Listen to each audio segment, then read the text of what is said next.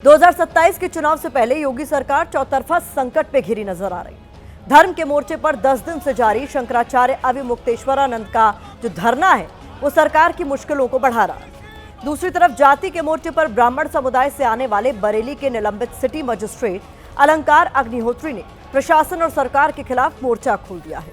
जाति की इस लड़ाई में यूजीसी के नए नियम भी बीजेपी सरकार के लिए मुसीबत बनकर आए हैं। इसके अलावा फिर ये सवाल उठना तेज हो गया है कि क्या ब्राह्मण यूपी की योगी सरकार से नाराज चल रहा है, क्योंकि यूपी में ब्राह्मण समाज के लोग योगी सरकार के खिलाफ सड़कों पर उतर आए हैं। ब्राह्मण विरोध को नई चिंगारी बरेली के सिटी मजिस्ट्रेट अलंकार अग्निहोत्री के इस्तीफे या निलंबन से मिली है। अलंकार अग्निहोत्री योगी सरकार को ब्राह्मण विरोधी बता रहे हैं, यूपी में ब्राह्मणों पर अत्याचार होने का आरोप लगा रहे हैं। अलंकार अग्निहोत्री योगी सरकार के खिलाफ ब्राह्मण विरोध का नया चेहरा बनते नजर आ रहा है। हाउस अरेस्ट कर लिया गया है क्योंकि मैंने बोला था कि मैं जिलाधिकारी महोदय से भी वार्ता करूंगा जाके कि किसने ऐसा बोला था कि पंडित पागल हो गया, उनको किसने फोन कॉल किया था। तो चाहे यूजीसी के नए नियम हो, शंकराचार्य के अपमान का मसला हो या बरेली के सिटी मजिस्ट्रेट अलंकार अग्निहोत्री का इस्तीफा निलंबन, सबके केंद्र में बस एक ही सवाल है। सवाल ये है कि क्या ब्राह्मणों के बीच योगी सरकार के खिलाफ नाराजगी बढ़ रही है। वही ब्राह्मण जो बीजेपी के कोर वोटर माने जाते हैं, अब उसी समुदाय के लोग योगी सरकार के खिलाफ नारे लगा रहे हैं, बीजेपी सरकार की नीतियों का विरोध कर रहे हैं। जिंदाबाद जिंदाबाद, हम तुम्हारे साथ हैं।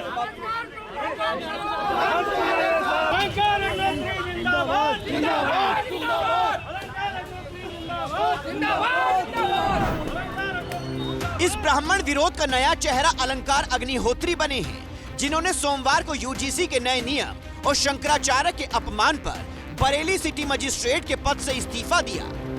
हालांकि बाद में अनुशासनहीनता के आरोप में उन्हें निलंबित कर दिया गया। विभागीय जांच के आदेश दे दिए गए। आनन फानन में अलंकार अग्निहोत्री को निलंबन का नोटिस भेज दिया गया। इसके बाद उन्होंने सरकारी आवास भी खाली कर दिया। मामले में मोड़ उस वक्त आया जब अलंकार अग्निहोत्री ने डीएम ऑफिस में बंधक बनाए जाने का दावा किया। हालांकि बंधक बनाए जाने के आरोप से एडीएम ने इनकार किया है।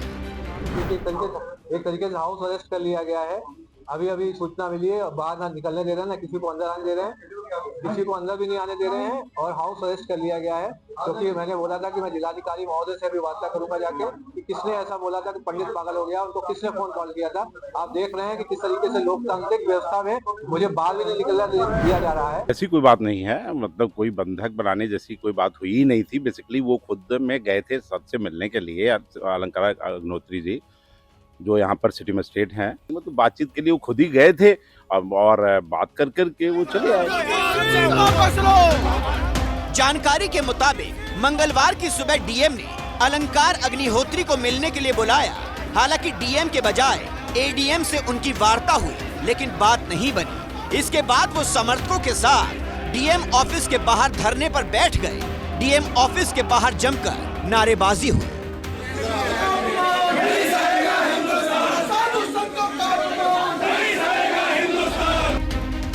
अलंकार अग्निहोत्री उत्तर प्रदेश में संवैधानिक संकट की बात कहकर राष्ट्रपति शासन की मांग कर रही हैं। ब्राह्मण समाज के समर्थन की बात कह रही हैं। लोकतंत्र विफल हो चुका है। समाज का जो आपसे जो सपोर्ट था इस सिस्टम से, इस सरकार उत्तर प्रदेश सरकार से, वो हट चुका है। ये सब डरे हुए हैं, इन्हें पता है इनका जनाधार खत्म हो चुका है। अधिकारियों की, राजपत्रित अधिकारी और जो सिविल सर्वेंट्स हैं, उनकी भी अपनी एक मर्यादा है और उस मर्यादा की सीमा है। उस मर्यादा की सीमा को लांघता है वो कहीं न कहीं अनुशासन तोड़ता है।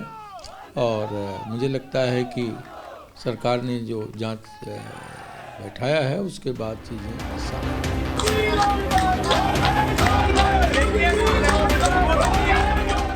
अब सवाल ये है कि अलंकार अग्निहोत्री के एपिसोड में क्या कोई सियासी प्रयोग है। सबसे बड़ा सवाल ये कि क्या योगी सरकार ब्राह्मणों की नाराजगी को नजरअंदाज कर रही है, क्योंकि ये दूसरा मौका है जब इस सवाल को फिर से बल मिला है। नहीं चलेगी, नहीं चलेगी, नहीं चलेगी। इससे पहले इस सवाल पर सियासी लपटें उस वक्त तेज हुई थी जब 23 दिसंबर को बीजेपी के ब्राह्मण विधायकों ने सहभोज किया था। सहभोज पर यूपी बीजेपी अध्यक्ष की तरफ से मिली चेतावनी को लेकर भी पार्टी का ब्राह्मण तबका नाराज दिखा था।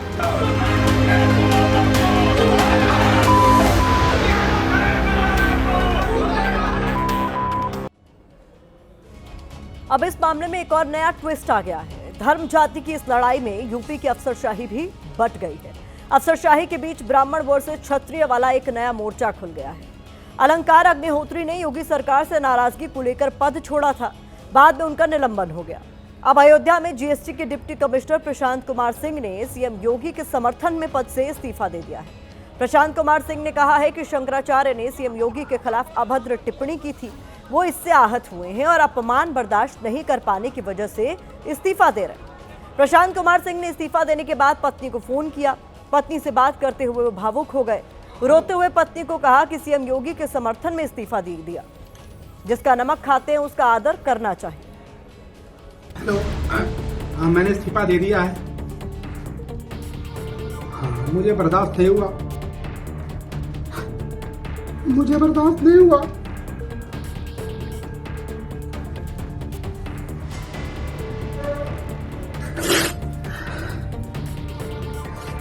जिसका नमक खाते हैं उसका सिलावा अदा करना चाहिए, मुझे बर्दाश्त नहीं हुआ। जब वहाँ घाट पे होते तो ये अधिकारी चोटी खींच के जो है और तो ब्राह्मणों को मार रहे होते तो इसमें क्या व्यक्तिगत टिप्पणी? इसका मतलब ये जो चोटी खींचने वाले जो प्रशासन के लोग थे, उन जो ब्राह्मणों की चोटी खींच के जमीन में खींच के लेट के मारा जा रहा है, तो उनका समर्थन है। हम कहते हैं कि अगर ये असली इस्तीफा है तो चाटुकारिता करने के, चापलूसी करने के इल्जाम में उसका इस्तीफा तत्काल आदित्यनाथ जी स्वीकार करके दिखाएं, तब हम लोग समझें।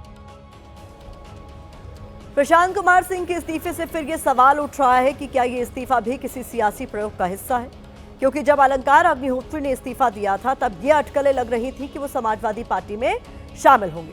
हालांकि अलंकार अग्निहोत्री ने ऐसी किसी भी बात से पूरी तरह से इनकार किया है। हाँ मैंने इस्तीफा दे दिया है। जिसका नमक खाते हैं उसका सिलावा अदा करना चाहिए, मुझे बर्दाश्त नहीं हुआ। इस तरीके के जो लोकतंत्र का आनंद किया जा रहा है उत्तर प्रदेश सरकार में, संवैधानिक व्यवस्था जो यहाँ विफल हो चुकी है। सवाल ये है कि सीएम योगी आदित्यनाथ अब किसे साधेंगे?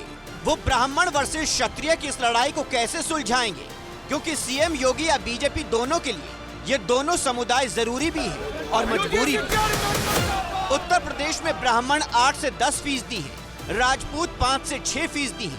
2022 में बीजेपी को 89% ब्राह्मणों का वोट मिला, जबकि राजपूत या ठाकुर वर्ग का 87% वोट बीजेपी के खाते में क्रेडिट हुआ। अब जो दोनों समुदाय मिलकर बीजेपी को सत्ता के सिंहासन तक पहुंचाते रहे हैं, शंकराचार्य विवाद पर उन दोनों के बीच ही मतभेद की तलवारें खिंचती नजर आ रही हैं। इस बीच अलंकार अग्निहोत्री को लेकर दावा हुआ है कि वो समाजवादी पार्टी में शामिल होंगे, हालांकि उन्होंने इसे खारिज कर दिया।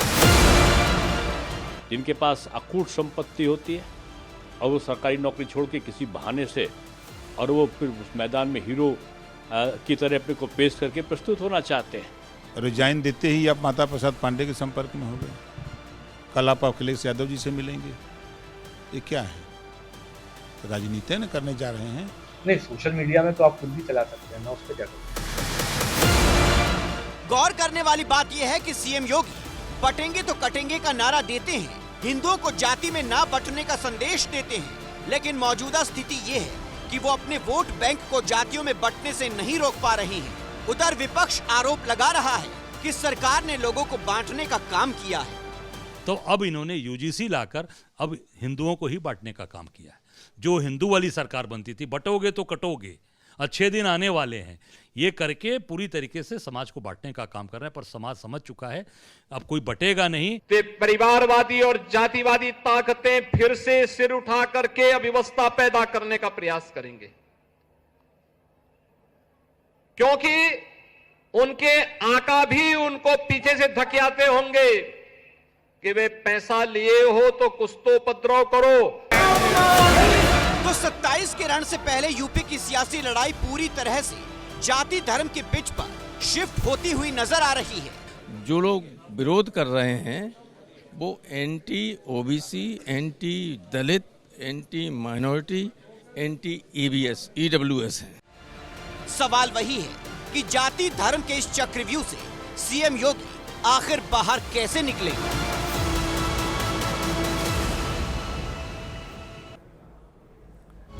वैसे यहाँ गौर करने वाली बात यह भी है कि क्या किसी अधिकारी ने सिस्टम के भ्रष्टाचार से तंग आकर कभी अपने पद से इस्तीफा दिया? सोचिएगा।